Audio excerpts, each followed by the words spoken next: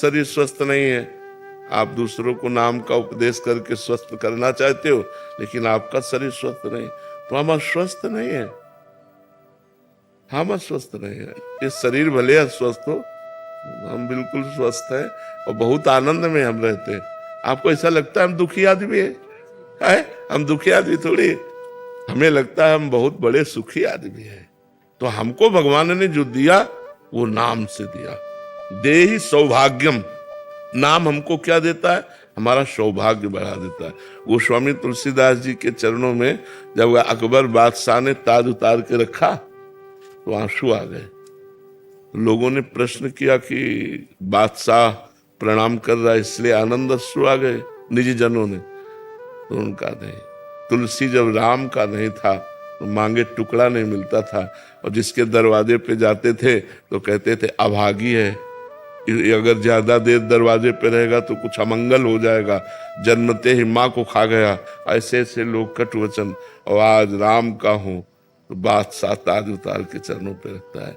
जब तुलसी राम का नहीं था तो मांगे कौर नहीं मिलता था, आज तुलसी राम का है तो बादशाह भी ताज उतार कर रखता है। इस बात पर कि मैं भगवान का हूं, इस देह में सौभाग्यम, नाम भगवान जो जब करते हैं उनका सौभाग्य उदय हो जाता है। देखो, कोई कितना भी बड़ा पदाधिकारी हो, उसको कोई साष्टांग दंडवत लेकर बहुत बहुत हाथ जोड़ के, बस इससे ज्यादा हमें लगता है सम्मान नहीं होता किसी का भी। लेकिन संतों का सम्मान कैसे होता है? साष्टांग लौट के, पंचांग करके, पंचांग या साष्टांग लौट के होता है ना, इससे बड़ा क्या हो सकता है? किस बात के लिए सौभाग्य उदय हुआ? भगवान से जुड़ने के कारण।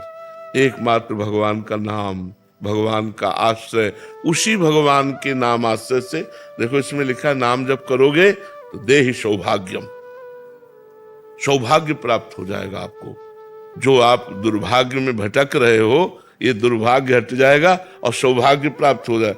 और देहि सौभाग्य मारोग्यम, आरोग्यम, भगवान के नाम के जपने से जो रस निकलता है ना, नाम का, नामामृत का रस, जैसे हम राधा राधा राधा, तो जो रस निकला ना, और जब उसको घटकते हैं ना तो हमारी अकाल मृत्यु का नाश कर देता है।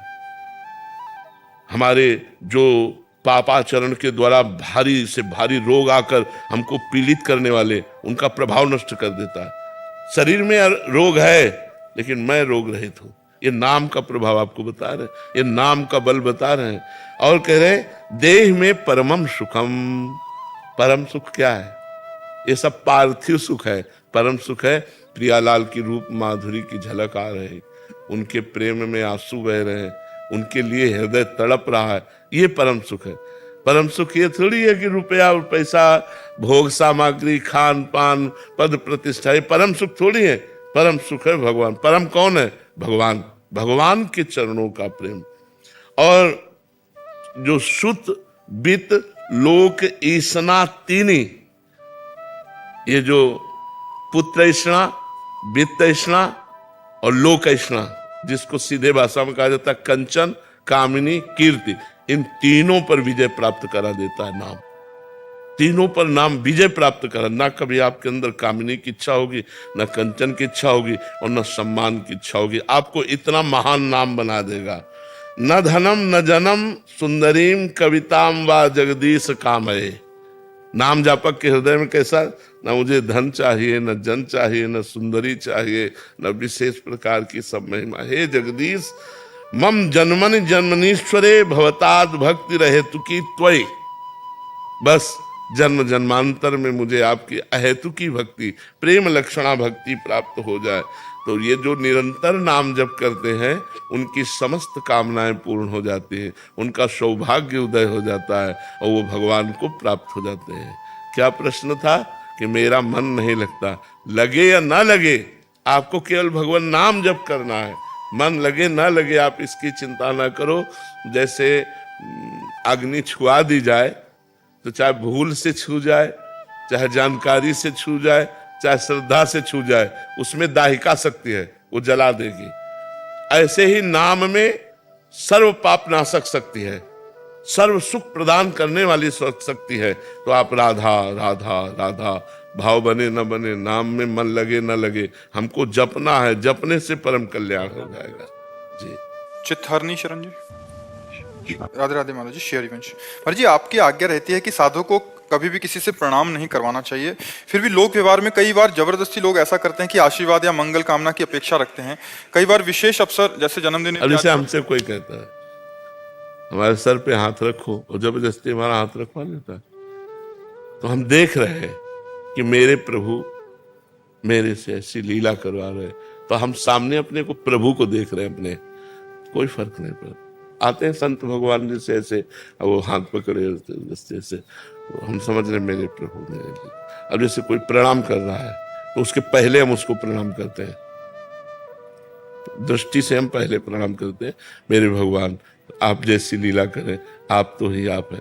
हमें प्रणाम लेना नहीं है, प्रणाम करते हुए भी जो हमें प्रणाम कर रहे हैं हमें स्वीकार नहीं करना, वो प्रभु के पास जाएगा। हमें सम्मान स्वीकार नहीं करना, उसका मतलब ये नहीं होता कि हम किसी का विरोध करें। मान लो आपसे जबरदस्ती आपको कोई पैर छू रहा, आप आंख मूंद लिए, भगवान श्री जी लाडली जी आप हृदय में विराजमान हो, आपने, हम स्वीकार नहीं करते। अंदर से स्वीकृति ना करना और बाहर से विरोध भी ना करना। तन मन धन सब श्री जी को समर्पित है, नहीं समर्पित। अगर इस शरीर को कोई चरण छू रहा है तो श्री जी के पास जाएंगे, क्योंकि श्री जी को समर्पित है। हम छुआए नहीं, समझ रहे? ये हमारे छुआने का मतलब जैसे छू रहा है हमने पैर लगाओ बड़े खुश हो रहे, ऐसा नहीं। हम नहीं, हम इस योग्य नहीं है, लेकिन अब वो जबरदस्ती छू लिया है, हमें कोई परेशानी नहीं है। ये श्री जी का शरीर है, हम सम्मान स्वीकार नहीं किए, बस इतनी खास बात है। सम्मान को स्वीकार न करने का मतलब ये नहीं कि हम किसी को डांटने लगे, ऐसा नहीं, क्योंकि उसमें भगवान है और ये हमारा शरीर भगवान को समर्पित है। हम पैर छूने नहीं देंगे, लेकिन अगर कोई छू देता है तो हम नाराज भी नहीं होंगे, क्योंकि ये श्री जी का शरीर है। हम पहले मन से प्रणाम कर लें, फिर वो साष्टांग प्रणाम करें, कोई फर्क नहीं पड़ता। हम मन से पहले प्रणाम कर लें, ऐसा है सम्मान से बचने का। अगर सम्मान से बचने में क्रोध आ गया तो दोष हो गया नहीं। मान लो किसी ने पैर छू लिया, आपने झिड़क दिया, ऐसा, ये सब प्रपंच है, शांत, ठीक है ना। आशीष मौर्य जी। राधे राधे महाराज जी। महाराज जी, प्रगट में गुरु के सानिध्य के बिना अहंकार कैसे नष्ट होगा? सबको प्रणाम करने की भावना करें, नमन भक्ति के द्वारा अहंकार का नाश हो जाता है। सबको प्रणाम करो, मन ही मन सब में भगवान की उपस्थिति देख करके, कि चाहे स्त्री हो चाहे पुरुष हो, जो हमारे सामने आवे, चराचर जगत में भगवान ही विराजमान है। जब इस भाव से सबको प्रणाम करेंगे तो हमारा मलिन अहंकार नष्ट हो जाएगा। दूसरा उपाय बहुत सूक्ष्म चीज है ना, जो अहंकार मिटाने के लिए साधना है, उसी में अहंकार हो जाता है। ये लगता है कि हम तो नाम जप कर रहे हैं, दूसरे नहीं कर रहे हैं। हाँ, ये भी अहंकार है, ये भी अहंकार का स्वरूप है। दूसरे भगवान के स्वरूप है, हम सबके सेवक हैं। भगवान की हम पर बड़ी कृपा है जो हमसे नाम जप करवा रहे हैं, ऐसा भावना करें। अहंकार करने से फिर परमार्थ नष्ट हो जाता है, और ये अहंकार बड़ा सूक्ष्म होता है, बड़ा सूक्ष्म होता है। मतलब अहंकार किसी को भी लेकर भी हो सकता है, पर सबको बड़ा मान करके नमस्कार करे, अपने को छोटा माने तो अहंकार नष्ट हो जाए। तृणादपि सुनी चेन, तो अहंकार नष्ट हो जाएगा। नमन भक्ति के द्वारा सब में भगवान की भावना की जाए और भगवान नाम जप किया जाए, और ये माना जाए कि मैं सबसे नीच हूं, सब में मेरे भगवान विराजमान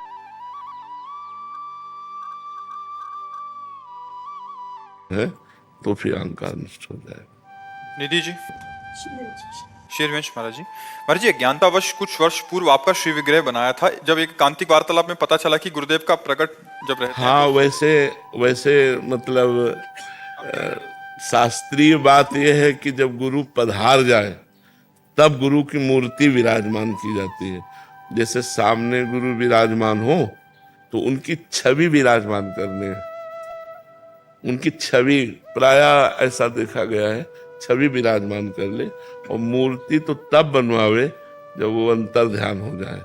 ऐसा प्राय हमने संतों से सुना और संतों में देखा भी है कि संतों की मूर्ति तभी लगती है जब वो अंतर ध्यान हो जाते हैं। क्यों? आप लोगों को कोई ऐसी बात पता है क्या? है? हाँ, तो हमको यही पता है कि अपने गुरुजनों की और संतजनों की मूर्ति निर्माण तभी होता है जब वो अंतर ध्यान हो जाते हैं, और छवि ये हम विराजमान करते हैं। भगवान का श्री विग्रह, गुरु की छवि, आचार्य की छवि, ऐसे विराजमान कर, आचार्य का भी श्री विग्रह विराजमान हो, और जब गुरु अंतर ध्यान हो जाए तब उनका श्री विग्रह विराजमान करना। वो एक भाई लाए थे श्री विग्रह बना के, तो उनका अच्छा है, पर मतलब हाँ वो उन्हीं को बताया था ये बात कि श्री विग्रह तो तभी बनाना चाहिए जब अंतर ध्यान। हम अपने गुरु का श्री विग्रह बनाने का आदेश नहीं करेंगे। महाराज जी, एक प्रसंग में आपने सुनाया था एकलव्य जी का, जब उन्होंने अपने गुरुदेव की वैसी, हाँ उनकी एक भारी अव्यवस्था थी, प्रकट सानिध्य, हाँ प्रकट सानिध्य की उनको एक तरह से तिरस्कार कर दिया गया था। उन्होंने मन से गुरु मान लिया, अब प्रगट में फिर रज की मूर्ति बनाई और फिर शुरू कर दी। वहां की अव्यवस्था थी, अपनी अव्यवस्था थोड़ी है। अपने तो चित्रपट रख सकते हैं, और हमारे गुरु जी अभी जीवित विराजमान है, इसलिए ऐसा रखना चाहिए। जिन्होंने बना चुके, हाँ तो अपनी सेवा में विराजमान रखो, जो मतलब उसमें कोई पाप थोड़ी है, उसमें कोई पाप नहीं है। आश्रय तत्व दास जी गाजियाबाद से, राधे राधे महाराज जी। महाराज जी, वो घड़ी कब आएगी जब हमारा मोह परिवार से हटकर केवल और केवल राधा रानी के प्यार, सेवा और वृंदावन धाम में वास मिल जाएगा? श्री जी से प्रार्थना करो और खूब भजन करो।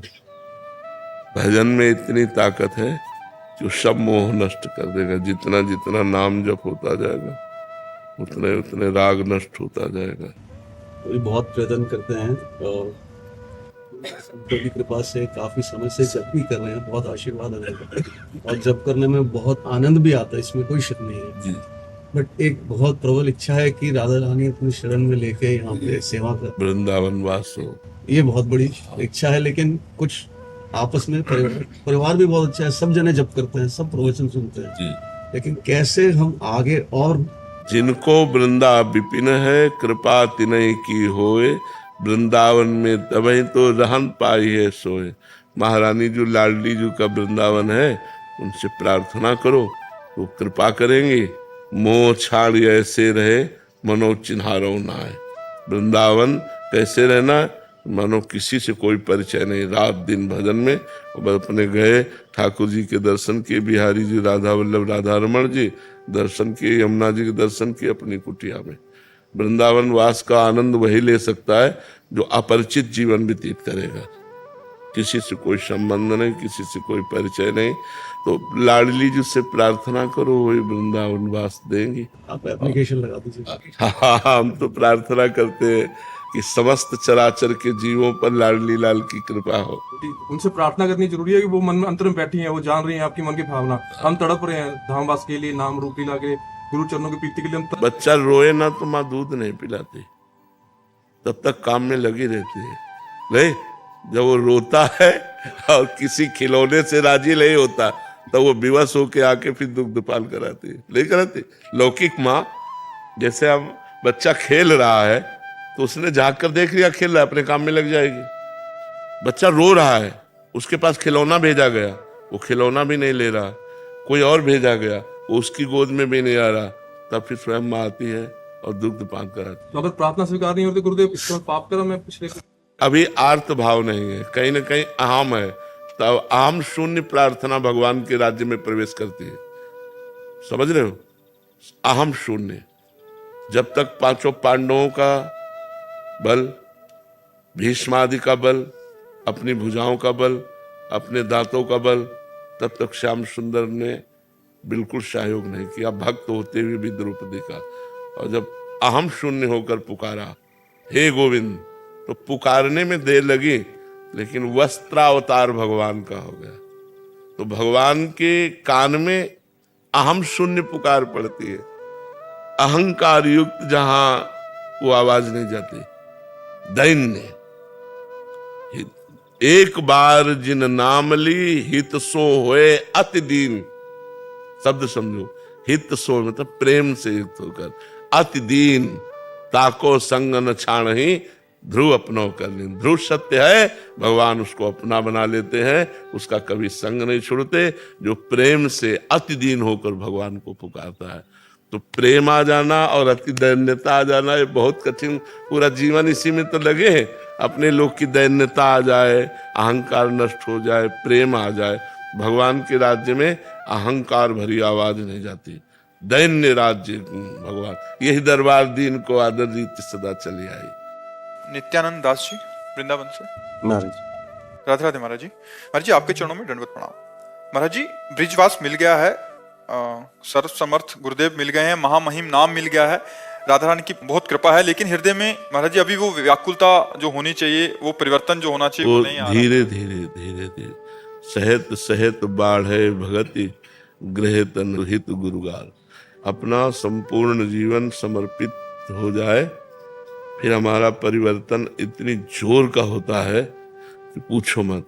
हमारे समर्पण में जब तक कमी होती तभी होती। एक अहमता ममता ये जग में है दुखदाई, ये जब श्री जी की ओर लगे तो होत परम सुखदाई। तात मात सुत दार देह में मत अर्जय मति मंदा, हित किशोर को है चकोर तो लख वृंदावन चंदा। तो एक अहमता ममता को हमें श्री जी के चरणों में समर्पित करना है, और ये बड़ी कठिन है अहमता ममता समर्पित। जैसे सब कुछ समर्पण कर दिया तो उसका अभिमान है कि सब कुछ समर्पित कर दिया। ये अभिमान रूपी रोग से पिंड छुटाना बहुत कठिन पड़ता है। और संस्कृत मूल शूल प्रदनाना सकल शोकदायक अभिमाना, समस्त दुखों को प्रदान करने वाला अभिमान है। जिस अभिमान में साधना का अंक जुड़ जाता है, अब वो हटाना बड़ा मुश्किल है। दैन्य आए बिना भगवान के दरबार में प्रवेश नहीं है। ये दरबार दीन को आदर रीति सदा चली आई। यही दीन प्यारे वेद पुकारे द्रवो श्री भगवान। एकदम अपने को तृण से भी नीच मानना, सब में भगवान को देखना, सबको नमस्कार करना, निरंतर नाम जप करना, गुरुदेव की आज्ञा में रहना, अभी सब ठीक हो जाएगा। जो साधन बने वो हमारा नहीं, गुरुदेव की कृपा से बना है और गुरुदेव का है। प्रभु की कृपा से बना, प्रभु का। मैं साधन करने योग्य नहीं, भगवान ने करवाई, मेरी गुरुदेव ने करवाई। ऐसी हृदय में भावना हो तो धीरे धीरे फिर हृदय भगवान का स्वरूप प्रकाशित करता है। हृदय में ही भगवान छुपे हैं ना। सबके हृदय अक्षत अविकारी निर्विकार अविनाशी परमात्मा सबके हृदय में छुपा है। जब अहंकार हमारा धीरे धीरे कम होता है या नष्ट होने लगता है, दैन्यता बढ़ने लगती है, तब हमारे अंदर व्याकुलता आती है। हे प्रभु इतने दिन हो गए, आज का भी दिन गया, आज की भी शाम गई, आप मिले नहीं, कैसे मिलोगे, कब मिलो। वो हृदय नहीं खान पान ते भावे है, नहीं कोमल वसन सुहावे है, सब विषय लगे ते खारा है, हरि आशिक का मग्न आ रहा है। तो वो अंदर ही अंदर घुटने लगता है, उसके अंदर एक जलन पैदा हो जाती है। प्रभु के बिना देखे उसको एक दुखद जीवन व्यतीत करने का ऐसा अनुभव होता है कि हर शीतल हवा चल रही, उसका हृदय जल रहा है। सुंदर भोजन है, उसको अरुचि है। लोग उसको प्रणाम कर रहे हैं, उसको जलन पैदा हो रही, कुछ अच्छा नहीं लग रहा। मतलब जो अच्छा लगने वाला है वो सब खत्म हो जाता है। एक रास्ता केवल रह जाता है, कोई मुझे भगवान से मिला दे, कोई मुझे उनके दर्शन करा दे, कोई उनकी बात सुना दे। तो इसीलिए उसको भगवान के भक्त प्राण प्यारे लगने लगते हैं, क्योंकि उसकी विरहाग्नि को शीतल करने के लिए भगवान की चर्चा ही है। तो कथामृतम तप्त जीवनम, भगवान की चर्चा, भगवान की बात, भगवान। तो हम नाम जप करें, गुरु की शरण में रहें, और जो साधन बने वो भगवान की कृपा से बन रहा है, ऐसा अनुभव करें, तो हमारा अहंकार नष्ट हो जाए। अहंकार नष्ट हुआ कि भगवत राज्य में प्रवेश हो जाता है। देहाभिमान ही भगवत राज्य में प्रवेश नहीं होने दे रहा। इसलिए गुरुदेव से प्रार्थना करें, भगवान से प्रार्थना करें कि हमारा अहंकार नष्ट हो जाए, देहाभिमान नष्ट हो जाए, बस सारी बात बन जाए। रवि कुमार दीक्षित जी, श्री हरिवंश महाराज जी। महाराज जी जंगम योगियों के द्वारा शिव जी के नए मंदिर के लिए जब शिवलिंग का नाम पूछा गया तो आपने आनंदेश्वर महादेव का नाम दिया। तो महाराज जी उनकी कथा में आता है कि कानपुर का जो आनंदेश्वर धाम मंदिर है, महाभारत काल का है और इसकी स्थापना दानवीर कर्ण द्वारा पूजा किए जाने पर हुई थी।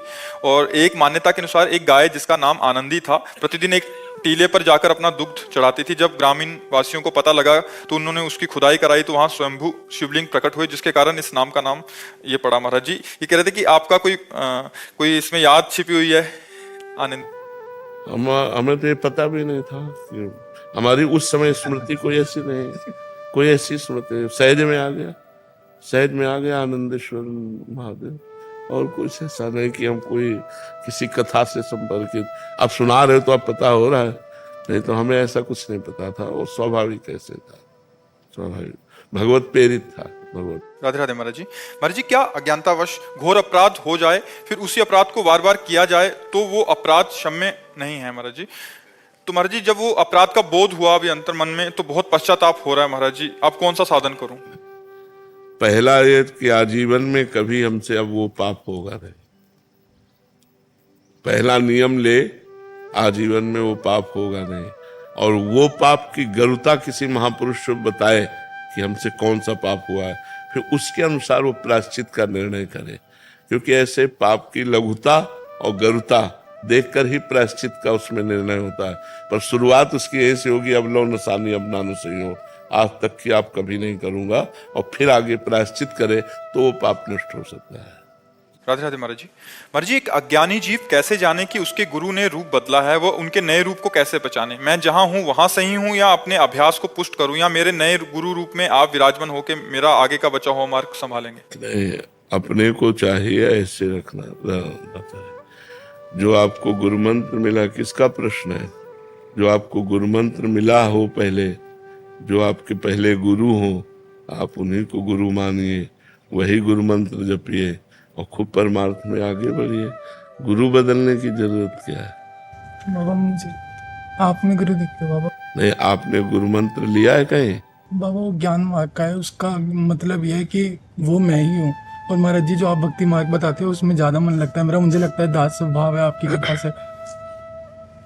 हाँ, पर गुरु की कभी अवहेलना नहीं करनी चाहिए। गुरु जैसे आपने आज्ञा करी थी कि गुरु रूप बदल लेते हैं एक स्टेज के बाद, तो वही मेरे अंदर डाउट था, तो मैं वही आपसे पूछ, महाराज जी मुझे तो ज्ञान ही नहीं है, आप जैसी आज्ञा दोगे महाराज जी मैं वैसे ही चलूंगा। आपने प्रगट में किसी से दीक्षा ली थी क्या? बचपन में महाराज जी मेरे दादाजी बचपन से गुरु जी को मानते हैं, तो बचपन में मुझे उनसे दीक्षा दिलवा दी थी। अब बचपन में क्या होता है, हमारा ज्ञान तो विकास होता नहीं, तो एक क्रिया मात्र हो जाती है। गुरु का मतलब होता है जब हम अपने दिमाग से चयन करते हैं। हमारी जहाँ श्रद्धा होती है, हमारा दिमाग जहाँ चयन करता है, हम फिर वो गुरु मानते। अब गुरु ऐसे थोड़ी छोटे छोटे बच्चों को खेलते हुए किसी से दीक्षा दिला दो, मान लो 8, 10, 12 वर्ष के बच्चे, और उसका ज्ञान का विकास तो हुआ नहीं, वो क्या जाने कि वो तो बस ऐसे। अब जैसे आप जान रहे हो तो आपके ज्ञान का विकास हो रहा है कि हम किस भाव के पथिक हैं, हम किस मार्ग में जाना चाहते हैं, हमारा उद्देश्य क्या है। अब जो गुरु चयन करोगे, वास्तविक गुरु अभी होता है, वो तो बालवत होता है उसमें। अब तो जो वचन मानो, आज्ञा का पालन करो, बस चल दो। भगवान वही एक है, गुरु एक है, वही परमात्मा एक है, गुरु वही रूप धारण करता है। तो राधा नाम जप करो, राधा वल्लभ श्री हरिवंश नाम जप करो, वाणी जी का पाठ करो, खूब नाम जप करते हुए चलो। सीमा गुप्ता जी लखनऊ से। राधे राधे महाराज जी। महाराज श्री जी की भक्ति क्या सिर्फ उनकी कृपा से ही प्राप्त होती है या भक्ति प्राप्त करने के लिए कुछ यत्न करना होगा महाराज जी? बिल्कुल ठीक प्रश्न है, आप सुनिएगा ध्यान से। बड़े महापुरुष का वचन है, जो सिद्ध महापुरुष है, उन्होंने अपने किसी एक शिष्य के लिए लिखा, श्री हरि शरणम पत। बहुत जोर की बात, हम बड़ा एकांत में पढ़ा तो लगा, जो चीज जैसे अपने को मीठी लगे ना, तो फिर अपने जनों को परोसी जाती है, ऐसे हमको अच्छा लगा, इसलिए बात हम इसी में आपका उत्तर भी हो जाएगा। मनुष्य जीवन का चरम और परम एकमात्र उद्देश्य है मोक्ष, भगवत प्राप्ति या भगवत प्रेम प्राप्ति। 3 बातें रखी गई, मोक्ष प्राप्ति या भगवत प्राप्ति या भगवत प्रेम प्राप्ति। ये मनुष्य जीवन का चरम और परम लक्ष्य है। जिस मनुष्य जीवन इस महान उद्देश्य की पूर्ति की साधना में लगा दिया गया, वही मनुष्य जीवन धन्य हुआ सार्थक हुआ, अन्यथा बेकार गया। मनुष्य जीवन में जो भी आपके पास मिला हुआ है, प्रत्येक सामग्री, जैसे बुद्धि, मन, इंद्रिया, धन, परिवार, समय, विद्या, विवेक, ये सब केवल भगवत प्राप्ति के लिए मिला है। मनुष्य जीवन में आपको जो कुछ भी मिला हुआ है वो केवल भगवत प्राप्ति के लिए मिला हुआ है। तो आपको पूरा प्रयत्न करके इन सब का प्रयोग भगवत प्राप्ति के लिए ही करना चाहिए। यही मनुष्य जीवन की सार्थकता है। अब भगवत प्राप्ति के लिए इनका हम प्रयोग क्या करें? मन, बुद्धि, धन जो भी हमें मिला है, तो बोले मन से निरंतर श्री भगवान के नाम का, रूप का, गुण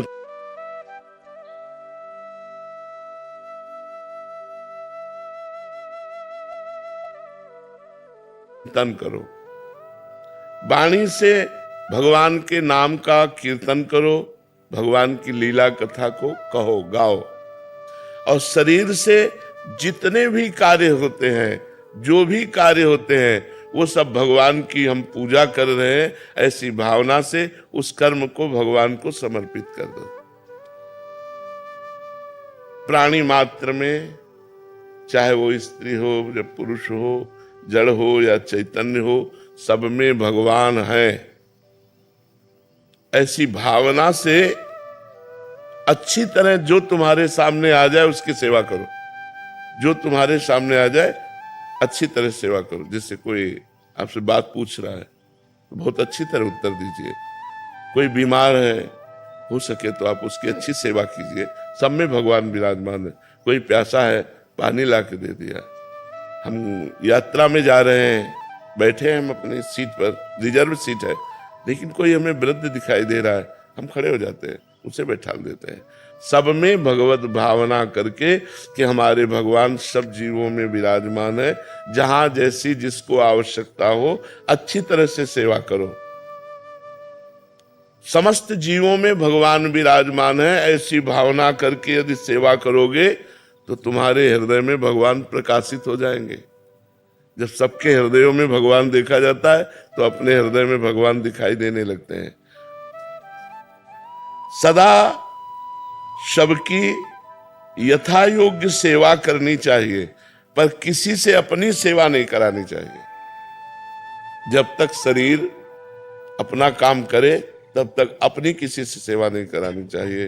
अपने पैर दबवाना, अपने कपड़े धुलवाना या अपने लिए कोई भी कार्य, अपनी सेवा स्वयं करे और दूसरों की सेवा करने का उत्साह रखे। सदा सबकी यथा योग्य सेवा करनी चाहिए, अपनी सेवा नहीं करानी चाहिए। अगर भगवत प्राप्ति करना है तो मान देना चाहिए, दूसरों से मान लेना नहीं चाहिए। सत्कार करना चाहिए, दूसरे से सत्कार कराने की इच्छा नहीं रखनी चाहिए। अपने लिए जो कुछ प्राप्त हुआ है उसमें से दूसरों के लिए, जैसे अपने को 100 रुपया प्राप्त हुए, धर्म से प्राप्त हुए, तो हम 90 रुपया अपने परिवार और अपने लिए खर्च, 10 रुपया हम कहीं गौ सेवा, संत सेवा, बीमारों की किसी की सेवा में लगा दे। दूसरों को उदारता पूर्वक अपनी वस्तु का प्रयोग कराना चाहिए। उदारता पूर्वक अपने पास 4 रोटी है, 1 रोटी ली, चिड़िया, गाय, कुत्ता किसी को दे दिया। ये रोज का नियम रखना चाहिए। अपने पास जो कुछ है सब भगवान का है, ये जान करके भगवान ही मेरे सामने इस रूप में आए हैं और उनकी ही दी वस्तु उनको हम दे रहे हैं। इसमें मेरा कोई कहीं भी किंचन मात्र अभिमान जागृत नहीं होना चाहिए कि मैंने किसी को वस्तु दी। भगवान की दी हुई वस्तु भगवान को ही दे। तो दीयम वस्तु गोविंदम तुभ्यमेव समर्पये। बहुत सुंदर बात है, अध्यात्म की है। अगर हम दूसरों का उपकार करते हैं, दूसरों को वस्तु देते हैं, दूसरों की सेवा करते हैं, तो हमें नम्रता बढ़नी चाहिए, अभिमान नहीं। नम्रता बढ़नी चाहिए, अभिमान नहीं। हमने उनको ये दिया, हमने वो सेवा की, हमने इतने बीमारों की सेवा, एक तरह का अहम पुष्ट हो जाता है इसमें भी। तो कह रहे अभिमान नहीं आना चाहिए, नम्रता आनी चाहिए, और हर समय प्रसन्नता बढ़नी चाहिए कि हमारा जीवन भगवान की तरफ जा रहा है। किसी को कोई वस्तु देकर उसके बदले में लेने की कोई कामना नहीं होनी चाहिए, कुछ भी नहीं। आपकी वस्तु थी, आपको दे दिया हमें, हे भगवान तो दियम वस्तु गोविंदम तो बिमेर समर्पय, कुछ बदले में लेने की चाह नहीं होनी चाहिए। अपने लोगों की चाह होती है, इतनी तो होती है कि वो मुस्कुरा के हमको धन्यवाद कहे। संसार के भोगों में सुख है, ये बात धीरे धीरे मिटा दो।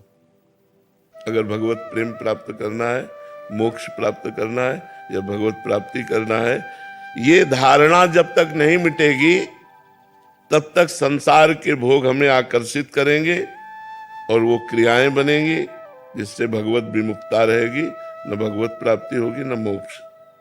इसलिए संसार में सुख है, ये धीरे धीरे धारणा हटाओ। भगवान के नाम में सुख है, भगवान की लीला में सुख है, भगवान के गुणों में सुख है, भगवान के धाम में सुख है, ऐसी भावना करो। ये संसार दुखालय भगवान ने कहा है, इसमें सुखों की लेबिल लगा के दुख बिकता है। लगता है सुख है लेकिन होता दुख है। असुखम दुखालयम दुख योनयः, ये शब्द संसार के लिए कहे गए। असुखम, इसमें सुख नहीं है। दुखालयम, ये दुख का आलय है। दुख योनया, इसमें जो भी भोग भोगोगे परिणाम में दुख ही प्राप्त होगा। इस विचार से भगवान में सुख है, ये अंदर भावना बैठा लो, तभी भजन बनेगा। नहीं तो जिसका सुख बुद्धि संसार में होती है तो वही मन जाता है, वही चिंतन जाता है, भजन नहीं बनता। दूसरों के अधिकार को मत छीनो, दूसरों के कर्तव्य की रक्षा करो और अपने कर्तव्य का पालन करो। इंद्रियां बहिर्मुख मत रखो, अंतर्मुख रखो। सावधानी पूर्वक निरंतर भगवान का नाम जप करो। मन में प्रमाद मत लाओ, नाम जप करो। सदा उसको जबरदस्ती भगवत चिंतन में लगाए रखो मन को। मन के द्वारा जिसका भगवान नाम जप होता है, शरीर के द्वारा जिसकी भगवत सेवा होती है, वो निश्चित भगवत प्राप्त हो जाता है। आसक्ति, कामना, ममता और अहंकार, इसी से पाप और दुख बनते हैं। किसी भोग में आसक्ति, किसी व्यक्ति में आसक्ति, कोई भोग की कामना, किसी पद की कामना, धन की कामना, परिवार की ममता, शरीर का अहंकार, विद्या का अहंकार, धन का अहंकार, इन्हीं से पाप बनते हैं। अतएव बहुत सावधानी पूर्वक संसार की आसक्ति, कामना, ममता और अहंकार का भगवान नाम जप और सत्संग के द्वारा इनका नाश कर दो। इनका नाश करने की साधना करनी चाहिए। हमारी कामना नष्ट हो जाए, हमारा अहंकार नष्ट हो जाए, हमारी ममता नष्ट हो जाए, हमारी आसक्ति नष्ट हो जाए, ये सब कुछ नष्ट हो जाएगा भगवान के नाम जप से। कामना भगवत प्रेम की करो कि हे भगवान आपसे हमें प्रेम हो जाए, हे भगवान आप हमें मिल जाओ। ममता केवल भगवान के चरणों में करो। अहंकार इस बात का करो कि मैं भगवान का हूं, मैं भगवान का दास हूं, मैं भगवान का सखा हूं, भगवान मेरे पिता, मैं उनका पुत्र हूं, भगवान मेरे स्वामी, मैं उनका सेवक हूं। ऐसी ये जो दूषित आसक्ति है, कामना है, ममता है, अहंकार है, जब तक इसका नाश नहीं होगा तब तक ना भगवत प्रेम प्राप्त होगा, न मोक्ष प्राप्त होगा, न भगवत प्राप्ति होगी। धन, पद, स्वास्थ्य, ऊंची जाति में जन्म लेना, विद्या लेना, विद्वान होना, ये सब अहंकार पैदा करते हैं। जिनमें अहंकार न हो और अपने को सबसे छोटा समझे, ये होने पर भी वो भगवत प्राप्त हो जाएगा। किसी भी प्राणी से कभी द्वेष तो करो मती, तुमसे जो द्वेष करे उससे मित्रता का व्यवहार करो। बड़ा कठिन है भगवत प्राप्ति का मार्ग। किसी भी प्राणी से द्वेष करो मती, वो तुमसे द्वेष करे तो तुम मित्रता का व्यवहार करो। वो हमसे द्वेष कर रहा है और हम उससे मित्रता का व्यवहार करें, तभी भगवत प्राप्ति होगी, तभी भगवत प्रेम प्राप्त होगा। जब तुम्हें दुख दे, ये बिल्कुल उल्टा है, जब तुम्हें कोई दुख दे तो करुणा में भगवान का मंगल विधान समझो, हमारे पाप नष्ट हो रहे हैं। और बन जाए तो उसको सुख देने की चेष्टा करो जो तुम्हें दुख दे रहा है। करत जे अनसहन निंदक तिन्हों पे अनुग्रह कियो। देखो शरीर से प्राण कब चले जाए पता नहीं, इसलिए पूरी तैयारी कर लो, जिससे इसी जन्म में जितना हमारा जीवन है इसी में भगवत प्राप्ति हो जाए। यदि भगवान की प्राप्ति नहीं हुई तो न जाने किस योनि में जाना पड़ेगा, न जाने कहां कहां हमें घूमना पड़ेगा, नरक स्वर्ग अपवर्ग कहां कहां भागना पड़ेगा। तुम्हें हम नियम बताते हैं, आवश्यक हो तो बोलना, नहीं तो मौन रहना भगवत प्राप्ति के लिए। कभी किसी की निंदा हो रही हो तो कान में अंगुली डाल लेना, निंदा मत सुनना। तुम तो निंदा करना मत, पर दूसरा अगर कोई निंदा कर रहा हो तो कान में अंगुली डाल ले, किसी की निंदा न सुने। कटु भाषण मत बोलना, क्रोध मत करना, किसी का तिरस्कार करते हुए कोई आचरण मत ऐसा करना, अभिमान की भाषा में न बोलना। जहां तक बने कम बोलो या मौन रहो, कम बोलो, विचार के बोलो या मौन रहो। तुम्हारा व्यवहार नम्र होना चाहिए, ये भगवत प्राप्ति करना है। संसार से वैराग्य, भगवान के चरणों में अनुराग, ये दो बातें अभी उल्टा है हमारा। भगवत चरणों में प्रेम तभी उत्पन्न होता है हम सावधानी पूर्वक अपने एक एक सेकंड समय को, जो बहुत मूल्यवान है, वो भगवान में लगाएं। प्राय एकांतिक में यही सब बातें होती है, एक एक सेकंड को भगवान के चिंतन। पता नहीं मृत्यु कौन से सेकंड में आ जाए, पता नहीं कब हमारी मृत्यु हो। अगर हमारा भगवान का नाम चल रहा है तो हम भगवत प्राप्त हो जाएंगे। अतः जीवन का एक क्षण भी प्रमाद, आलस्य में, प्रपंच की बातों में नहीं व्यतीत करना चाहिए, सावधानी पूर्वक नाम जप करना चाहिए। हमको जो बात, जो व्यवहार बुरा लगता है, वैसा बात, वैसा व्यवहार कभी दूसरों के साथ हम ना करें। भगवान से सदैव मांगते रहो, ये प्रभु तुम्हारी जैसी इच्छा हो हमारे लिए वैसा विधान करो, बस इस जन्म में आप मिल जाओ। चाहे हमें दुख का विधान करो, चाहे सुख का विधान करो, पर इस जन्म में आप मिल जाओ। प्रभु आपसे विलग होने वाली मैं कामना करूं तो कभी पूरी मत करना, आपसे मिलन वाली कामना पूर्ति हो जाए। हमारा इतना ही काम अब केवल रह गया है, शरीर से जितनी चेष्टा करें वो भगवान के लिए, मन से भगवान का चिंतन, मुख में भगवान का नाम जप, बस इसी से सब कुछ हो जाएगा। संसार से वैराग्य हो जाएगा, भगवान में अनुराग हो जाएगा, भगवत प्राप्ति हो जाएगी।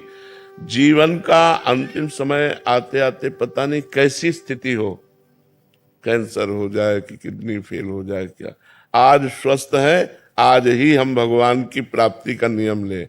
वाणी से कम बोलेंगे, कान से किसी की निंदा नहीं सुनेंगे, शरीर से दूसरों की सेवा करेंगे, सब में भगवान ऐसी भावना करेंगे, निरंतर नाम जप करेंगे।